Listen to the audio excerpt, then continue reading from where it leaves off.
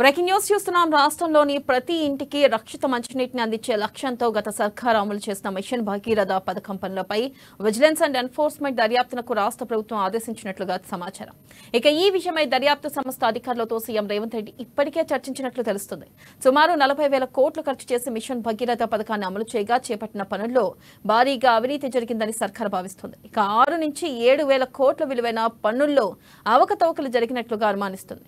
ఇక పనులు చేయకుండానే బిల్లులు తీసుకోవడం, జరిగిన పనులనే కొత్తగా చేసినట్లుగా నమోదు చేయడం, సామాగ్రి కొనకుండానే కొన్నట్లు దస్త్రాల్లో చూపించడం, కొనుగోలు చేసిన పరికరాలు ఉపయోగించకుండా పక్కన పడేయడం వంటివి జరిగాయని ఫిర్యాదులు వచ్చిన నేపథ్యంలో విజిలెన్స్ విచారణ జరిపించాలనే నిర్ణయానికి సర్కార్ వచ్చినట్లుగా సంబంధిత వర్గాలు తెలిపాయి.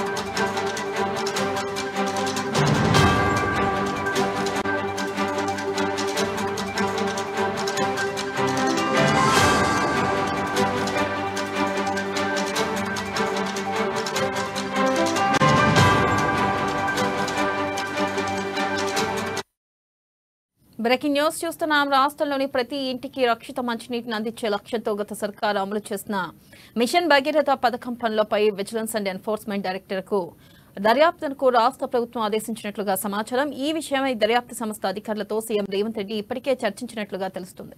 సుమారు 40,000 కోట్లు ఖర్చు చేసి మిషన్ భగీరథ పథకాన్ని అమలు చేయగా చేపట్టిన పనుల్లో భారీగా అవినీతి జరిగిందని సర్కార్ భావిస్తుంది.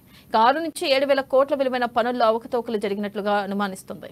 ఇక పనులు చేయకుండానే బిల్లులు తీసుకోవడం, జరిగిన పనులనే కొత్తగా చేసినట్లుగా నమోదు చేయడం, సామాగ్రి కొనకుండానే కొన్నట్లు దస్త్రాల్లో చూపించడం, కొనుగోలు చేసిన పరికరాలు వినియోగించకుండా పక్కన పడేయడం వంటి జరిగాయని ఫిర్యాదులు వచ్చిన నేపథ్యంలో విజిలెన్స్ విచారణ జరిపించాలనే నిర్ణయానికి సర్కార్ వచ్చినట్లు సంబంధిత వర్గాలు తెలిపాయి.